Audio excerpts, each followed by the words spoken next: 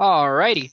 What's going on, everybody, and welcome to another episode of Time Out with Doc and Caveman. As always, you are here with Dr. Fantasy and my co-host, the Fantasy Caveman. We are continuing to roll along here with our NBA team previews.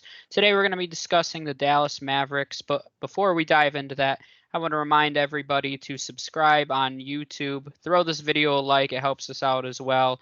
Or if you prefer, we put out the audio version on Spotify and wherever you listen to podcasts. So make sure you subscribe and you'll get notified anytime we post any new content.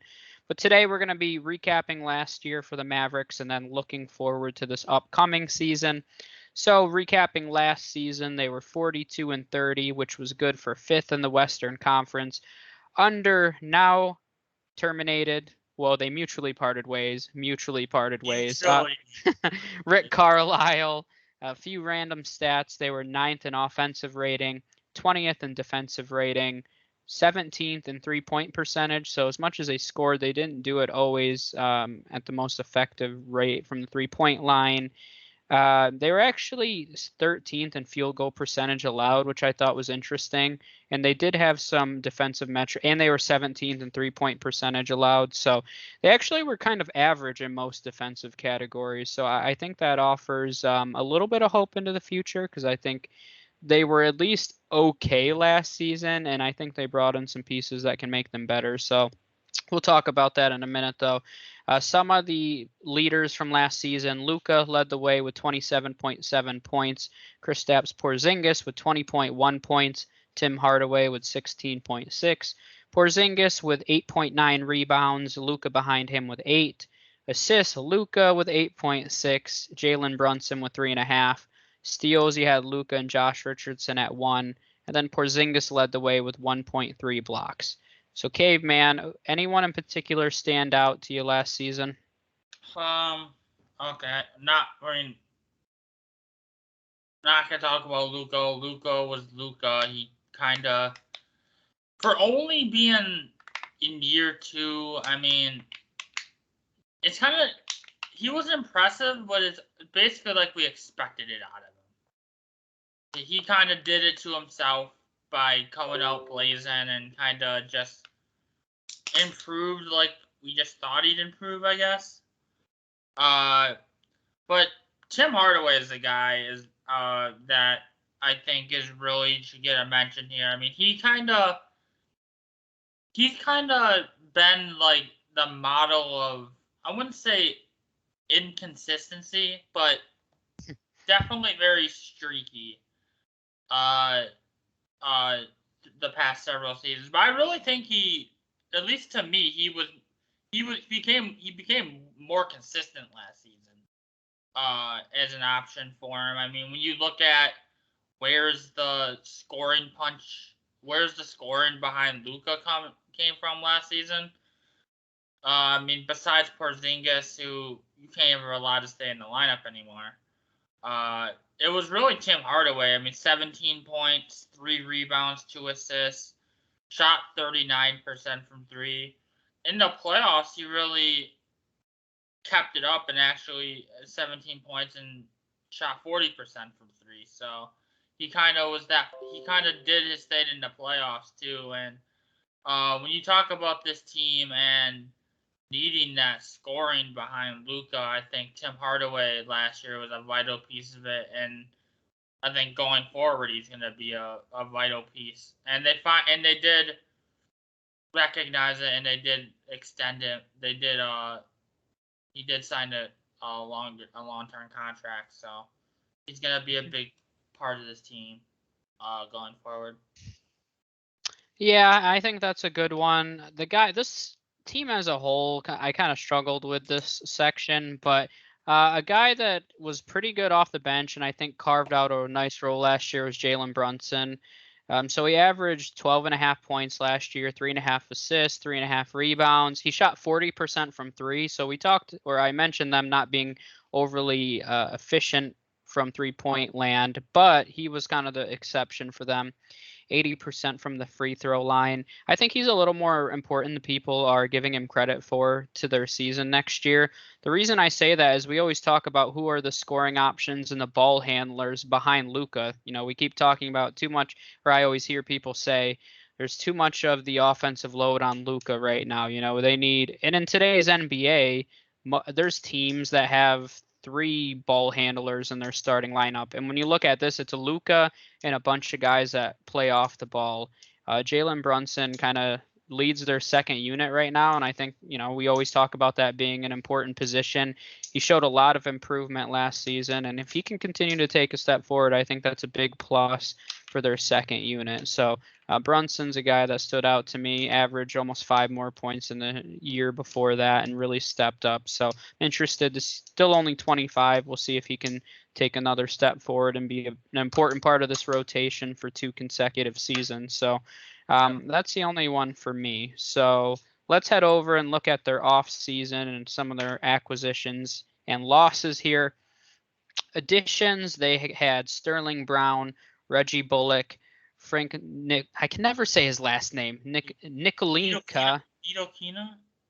I can never pronounce it right. I practice it, I listen to it, and then as soon as I have to say it myself, I'm like, Nicolina, something like that. Frank N. I can never say it right. Anyway, Moses Brown as well, they got over from the Thunder.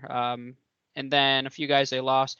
Josh Richardson, JJ Redick retired, Tyler Bay, Nicolo Melli, and then, of course, we have to talk about Rick Carlisle no longer being there. I think that's going to be definitely have an impact on this season. So, Caveman, what do you think of this pretty semi-quiet offseason for the most part? And they didn't, and you skipped right over their 0 draft picks that they did. They didn't have 0 draft picks. Yep. 0 draft picks. I mean, it was relatively quiet. I mean, they did bring in Jason Kidd, so he's gonna be their new coach. What do you think of what do you think of their hire? I mean, I hate Jason Kidd as a head coach. Jason Kidd. I know you're a huge fan of the hire. He's failed everywhere he's gone so far. And if he wasn't Jason Kidd because of that name, I don't think he would have gotten another head coaching opportunity. Because not only did he fail his last few opportunities, but they kind of ended terribly. It wasn't just like, they mutually parted. I mean, it was kind of a train wreck. So the only respect I'll give them is I guess that's who Luka wanted, was Jason Kidd. And I guess a lot of this hire has to do with having Luka develop even further. But if we're being honest, I don't think that's the key to them winning a championship, is Luka taking another step forward. Luka is still only 22 years old. He's going to continue to get better. And even if he doesn't, I mean, he's one of the top offensive threats in the game. How much better do you want him to be? The reality is it's more about the team you put around him. So I don't know. We'll see. I feel like this is the kind of hire that could just blow up, and maybe he'll be there 2 seasons. But he's failed everywhere, but I at least got to give him props, because we keep saying you got to listen to your superstars. Yeah. And it looks like they did that in this case. That's the point. And when you got an owner like Mark Cuban, I think Mark Cuban prioritizes keeping his players happy over winning a championship. He's a businessman. He gets it. I give credit for that.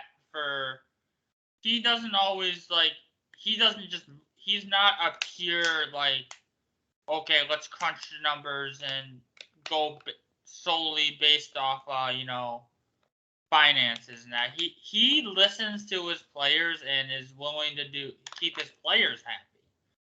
And that was a pure Luka wanted him, which I don't know why. Maybe we should be questioning Luka's decision making. But yeah, right. But who knows? But other than that, I mean, I love the Reggie Bullock signing. Huge. We saw what he did for the Knicks last season, and we talked about it when we did the Knicks one. It's a huge loss for them, but it's a huge gain for Dallas. I think when you talk about that scoring, That's Reggie Bullock's going to be a big part of their offense next season. Sterling, even Sterling Brown, very underrated signing too. I think he's going to provide some good scoring punch off the bench as well. And you talk about their loss, didn't really lose much.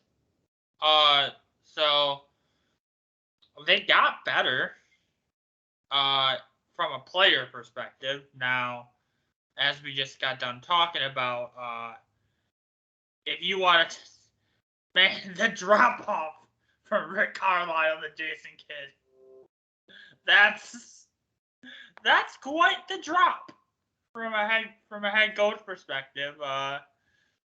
Whew. I mean, and I hope I'm wrong because I like Luka and I think Luka's gonna be an NBA champion someday. But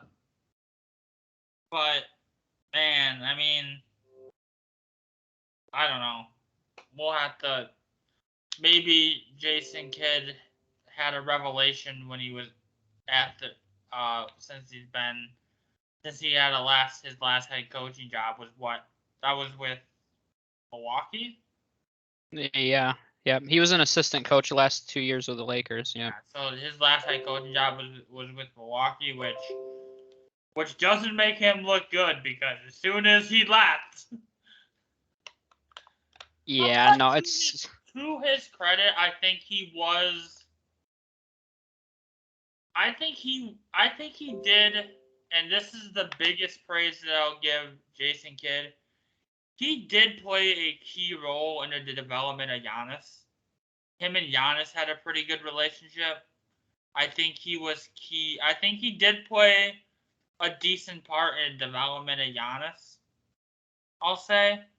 But yeah, I mean, that's pretty much all there is to say about their off season. We'll end our off season on praising Jason Kidd. Oh gosh, yeah, and I think it's interesting. And with the Rick Carlisle mutually parting ways, I'm just gonna put quotation marks anytime I say that, but yeah, I mean, it just shows the importance and the say and the power of the players, because I think that was the sole reason him and Luka weren't on the same page, and Mark Cuban, he picks sides very quickly. And the thing I will say about Mark Cuban is he wants to win a championship. So that's why I mentioned Ben Simmons in the last episode with the Trailblazers. I said the Mavericks would be a landing spot for me. Mark Cuban's a kind of guy that's aggressive enough to go out and do it. I don't know who they would part ways with to make that happen. They don't have that. I mean, you would have to, for salary purposes, put Porzingis in that deal, which I have no problem with. I don't either. In a minute, we'll talk about their depth chart and whether that pairing works. But Porzingis is a guy I'd have zero issue moving in a potential deal for Ben Simmons if I was Dallas.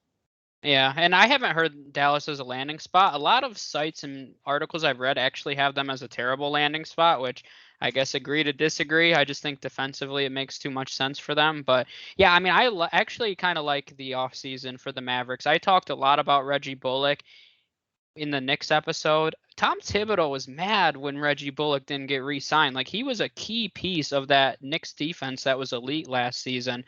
So he's going to provide kind of he's going to be a defensive anchor, I think, for the Mavericks this year. And that's really critical for them because that's really the part of their team they needed to upgrade the most. Sterling Brown's very solid defensively. And then Frank Ntilikina, he is actually kind of an elite defender as a guard. I mean, you can say what you want about him offensively, but he had one of the best defensive ratings among all guards last year. So he has a role in the NBA. And then Moses Brown, I thought, was very under the radar. I don't know how much of a role he's going to play, but I mean, he kind of got thrown in with the Thunder last year, and he kind of was a double-double machine for a while. So I believe he's still only 21 years old. I think he's a nice developmental prospect for this team. So, yeah, I mean, I kind of think it was an under-the-radar offseason, but I kind of like what they did because, once again, it's a team that said, what is our weakness? Okay, we weren't very good defensively. They filled those holes in my mind, and I think they brought in players that are championship caliber players, not guys that people are like, oh, yay, Reggie Bullock, Sterling Brown. But these are guys that can play a role on a championship team. So I kind of liked it, actually. I think they had purpose in what they were doing, which is satisfying Luka, locking Luka up long term, and then surrounding him with defenders because he is one of the league's worst defenders. So I think it's smart what they're doing right now. Let's look at their depth chart. In the backcourt, they have Luka and Tim Hardaway listed as the starters. Coming and Dorian Finney-Smith is listed as their starter. I mean, he was very good defensively as well. I wouldn't be surprised if Reggie Bullock was starting, though. He's a lot stronger of a three-point shooter than Dorian Finney-Smith. Reggie Bullock, we keep talking about his defense. He was a 40% three-point shooter last season, too. So he has a lot of value in that, and I think he is the perfect off-ball player next to Luka. I mean, you can't make a better player to play alongside Luka than Reggie Bullock. So either way, Finney-Smith, Bullock, they'll both get their minutes at the three. Behind those three players, Jalen Brunson, Trey Burke is still hanging around. They're not sure if they're going to cut or trade him. Sterling Brown, Frank Nikolinka, and then Tyrell Terry, who is on the roster bubble right now as well. So we'll see if they end up sending him to the G League or they end up cutting him. But there's been some rumors they want to cut him, so we'll see what happens. The 4 and 5, they have Porzingis and Dwight Powell listed as starters. Again, Powell's more there as the defensive presence down low. He was very good defensively for them last season. Then behind those two, you have Maxi Kleba, Moses Brown, Boban, and Willie Cauley-Stein. So what do you think of this depth chart, Caveman? I mean, and this is where I'll bring up this Luka and Porzingis pairing looks awful, and it looks when they're on the court, it looks very forced, and it just doesn't seem like they have good on-court chemistry. Now, you say that, and people like automatically take it as like a diss to Porzingis. Sometimes players just don't fit well on the court, and that's I don't think Porzingis is a bad player at all. I think Porzingis is solid, and can be good on the right team with the right players around him. Maybe it was a product of how he was being used by Rick Carlisle. Maybe that's part of it. But the reality is when you have a guy like Luka, you need to surround him with players that fit. Mm-hmm. And the reality is, Porzingis is arguably your second best player, just isn't a fit with Luka. And the problem is I think the similar situation is going on with what we just talked about with Portland, is they're kind of forcing it out of necessity at this point because they've been trying to move Porzingis. That contract has made it nearly impossible to move. I mean, he is making a lot of money. So what do you think? Does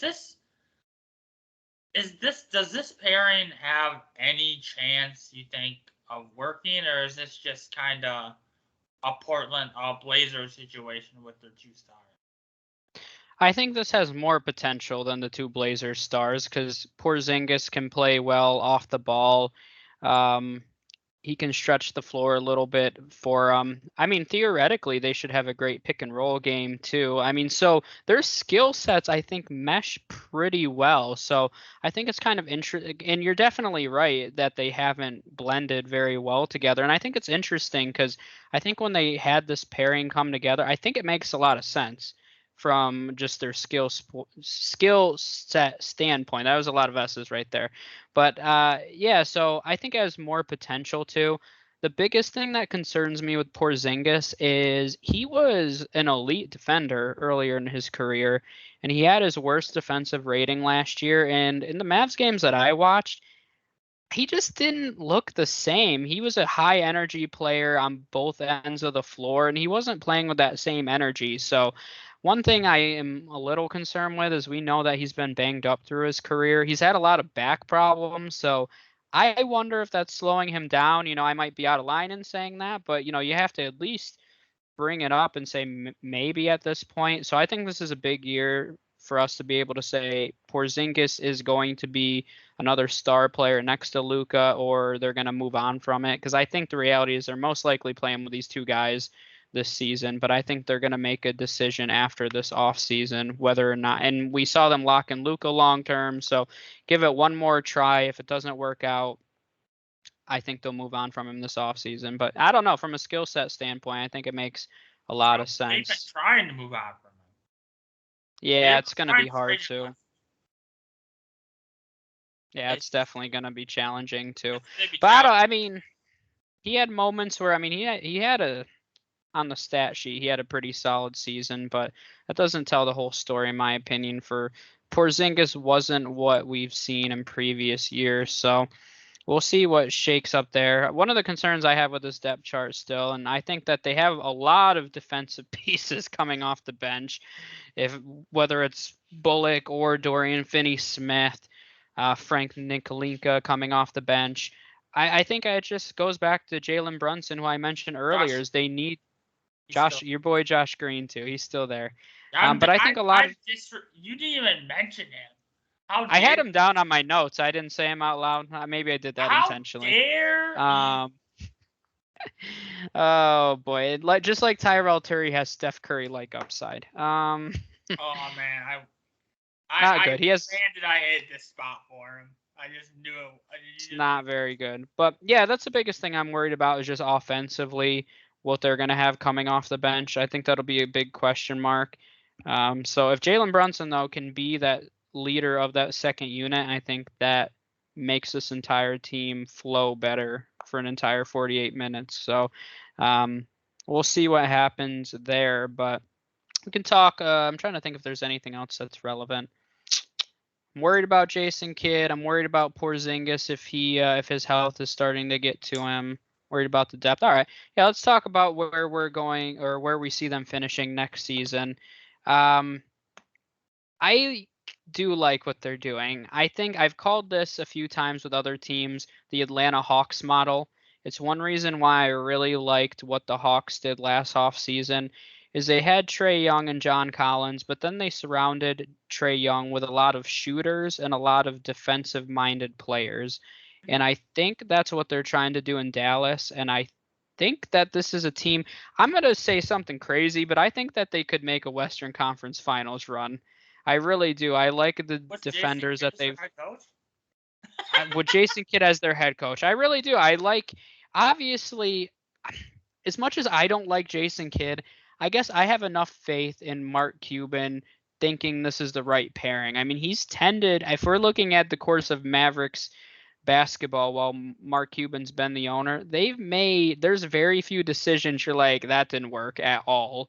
And Porzingis maybe and Jason Kidd could go down as decisions like that, but that's unfair to say about Jason Kidd right now. But I like the construction of this team. I wish that they had a stronger head coach, but I think when you put the defensive, obviously they're putting more emphasis on the defensive side of the ball. If Luka and Porzingis can work better together, there's a lot of ifs in this, but I think this is a team that they'll still be a 5 or 6 seed in the Western Conference, but I think that this is a team that, especially what we've seen what Luka in his short playoff time has done, he has the ability to put his team on his back, and then you surround him with those defenders. I think this is a team that could surprise, and it's a team that I wouldn't want to see in the playoffs. Yeah, I mean, the reality is, as far as their standing goes, it's probably not going to be much different. They were, like I said, they were 5th in the West last season. Mm-hmm. I mean, they're going to be anywhere from 5 to 8. And that sounds like, they go from 5 to 8, and that's so bad. But the reality is the 5th seed in the West is not that much different from a perspective than the 8th seed in the West, if we're being honest. They're pretty bunched together. So they're gonna finish in that range. Do they have a chance to upset in the first round? I think absolutely. You have Luka. You have all these pieces around him that seem to go well with Luka. Outside that Porzingis pairing, you have a lot of pieces that I think are going to fit well with them. They're not championship contenders right now unless Jason Kidd comes in and proves something that he hasn't proved yet. I think that's weird to say, but Jason Kidd is the true wild card now. This is how he's going to do at his 90th stop as a head coach. I think if he turns out to be a coach that he hasn't been, maybe they can make a run at the Western Conference Finals, I think. But I think a lot of that's going to rely on how good Jason Kidd is as a head coach. What they lost, and I think they lost a couple key pieces, and what they brought in kind of balanced out a little bit. So we're just going to have to see. Jason Kidd's the difference between them being a first-round exit and making the Western Conference Finals. They're somewhere in that range.